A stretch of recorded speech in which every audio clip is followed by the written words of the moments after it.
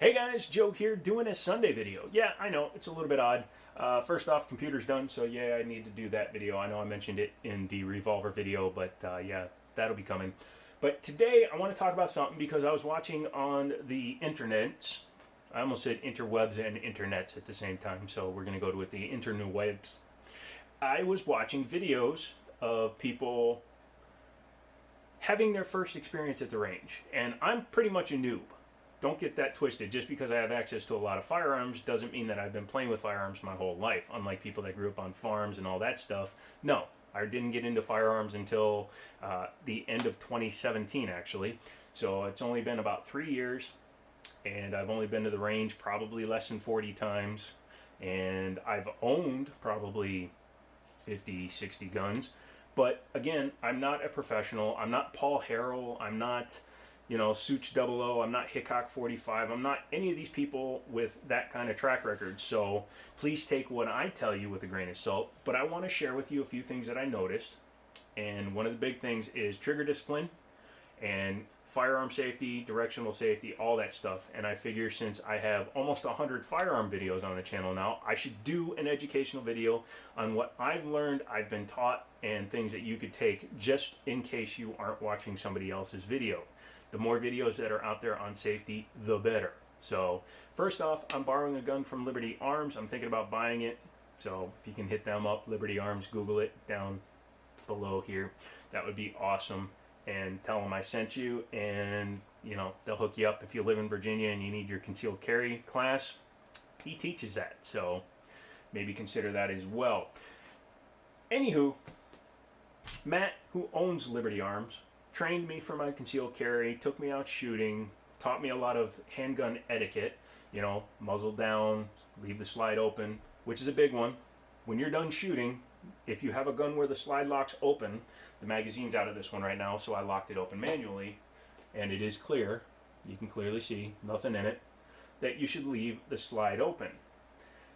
But what I see is a lot of times, because obviously you don't want to try to turn it into a full 3-hour class for people, is you'll see a lot of people take somebody out to the range for the first time, and they'll set the gun down after putting the magazine and let their friend pick it up. Now, obviously, if this was a potentially loaded firearm, I haven't racked this yet, so technically, let's say that a lot of these videos you see these guys will rack them for their friends too. Okay, you got a bullet in there now. He'll set it down and let his buddy pick it up and start trying to shoot it. That's a big no-no. That's just not cool at all. If you haven't spent any time teaching them how to pick up a loaded weapon, that could be bad. Because I see a lot of these videos, and a couple of our buddies that had never been shooting before, even newbier than me, they walk up to the gun and they do this. At the range, never held a gun before, and their first instinct, because there's this big opening with a little stick thing in there that looks like your finger's supposed to go there, and they'll pick it up with their finger on the trigger. There's some videos out there, and I don't know why these people think it's funny when they accidentally pick up a gun and pull the trigger, because they aren't being taught correct trigger control or firearm safety.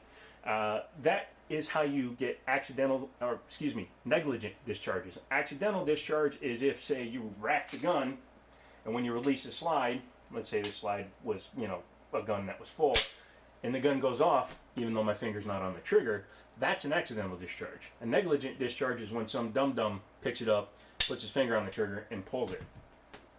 So I would never suggest doing that for a buddy that's never been shooting before. I would actually suggest that before you go shooting, number one, you have the gun like that, pointed downrange, with the slide open, and you hold on to the magazine. And if it's a heavier round, like some people that have fired 500 Smith & Wessons that had never fired a 500 Smith & Wesson or any gun before, and you've seen that video of the girl that's shooting one, and she shoots it, and recoils, and she shoots it again. Don't do that. 9mm is pretty much a pussycat. Unless it's in a really bad gun like a Jimenez JA9 Saturday Night Special. Even still, I would still make sure that they understand that it's going to be a kick, but if they're going to be operating a gun that could possibly kick, I would only give them 1 round to start. Yeah, you have to reload the mag, but only give them 1 round to start. And then you tell them how to pick up a gun.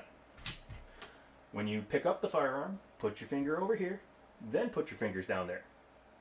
They'll eventually learn. That's how I always pick up a firearm. Loaded, unloaded, questionable, from the side.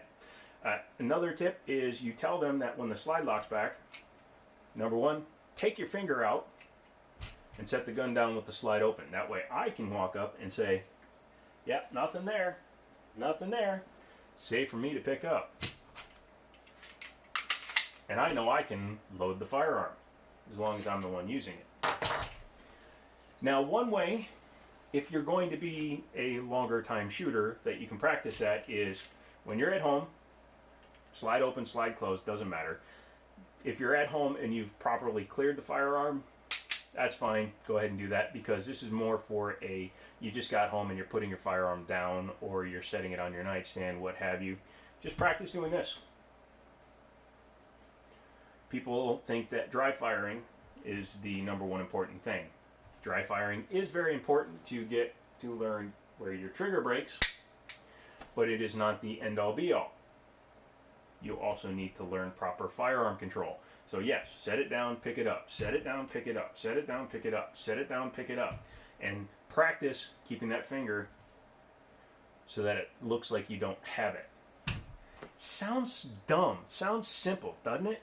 It is, but it's something that a lot of people just take for granted that somebody else is going to know because they've seen in the movies. Of course, in the movies, this holds 300 rounds, and they're all armor piercing and send people flying, even though it's a 9mm firearm.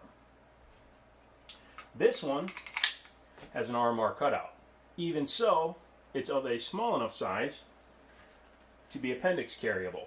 This is a holster for the Sky CPX-1 Red Dot, which I'll be doing a video on, that the owner has modified so that the firearm, and my fingers are clear of the barrel, can fit into. So theoretically, you could appendix carry this.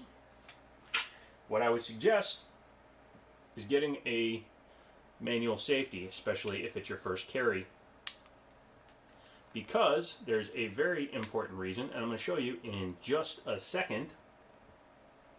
There we go. Sorry, I didn't touch the screen right, but I don't normally appendix carry. I normally carry around the backside. Or for winter, I'm thinking about carrying shoulder harness so that I can drive and keep one over here. But anyways, if I were to appendix carry, for this example, I have it there, look down. Not you, the camera, but you yourself. Pretend you have your firearm right here on your side and look down. A lot of people make a joke about your genitals being in the way. Male, female, doesn't matter because the gun is kind of pointed in towards you. But there's 2 other very large things in the way. 3 if you're lucky. Sorry, ladies. Those would be arteries. Sorry, I don't have good balance when I'm barefoot. But those would be arteries. Your femoral or femoral arteries run down the inside of your thighs. Where is that gun pointing? Down the inside of my thigh. So if I were to appendix carry this, I will be appendix carrying something during the winter because I have a larger jacket to wear. I would practice holstering and unholstering my firearm. And I would practice keeping my finger off the GD trigger. That's goddamn trigger for those of you that, are, not sensitive. But this is something that you definitely need to practice. Holstering and unholstering in the appendix position. That's also why I prefer to have a manual safety. Just personal preference. If you don't think you need one, good for you, but I'm not as confident in my ability to not shoot myself when I'm carrying a little extra weight. So even somebody who's handled firearms for a while, I still would prefer a external manual safety. But all you have to do is when you're at home, go ahead and practice.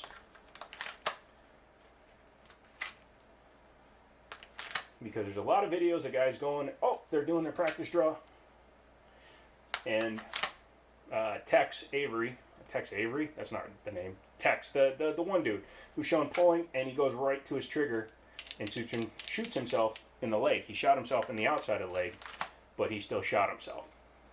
So you need to practice finger off until you're ready to go.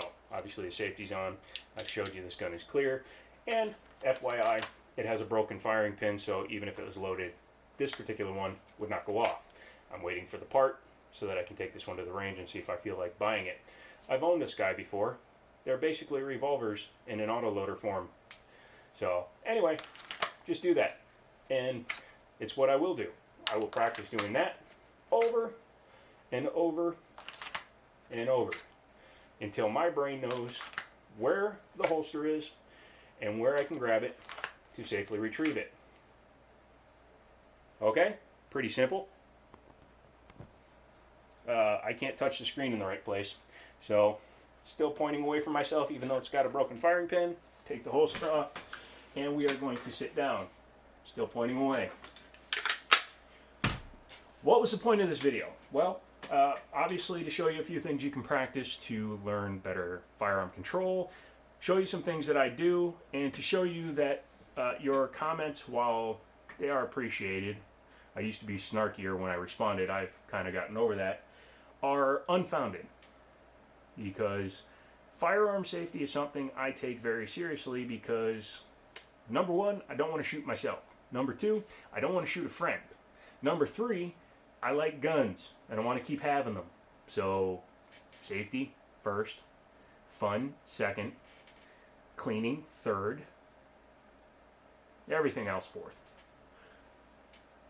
That's it. I'm done. Off my soapbox. 12 minute video. Yay. I just wanted to do this one because I did one before showing you the way I carry a 1911. Thought I'd show you tips that I've learned and things that I'm personally going to do if I decide to appendix carry a small firearm. This is potentially going to be a car gun for me. Yeah, that's about it. So if you like this video, give me a thumbs up. If you have any extra comments, leave those down below. Don't say anything stupid, please. I don't like banning people, but I will if you're just being completely egregious. Use my affiliate links, help the channel grow. Liberty Arms, Google them, Harrisonburg, Virginia. Tell them I sent you. They can hook you up with small carry firearms, 50 BMGs, and everything in between. So, I'm out of here. Thank you for paying attention to me for this Sunday one take. And, as always, my thumb will talk to you later. I have a horrible thumb. It's been burned so many times. He's burnt up like a crispy burnt thing or a hot dog.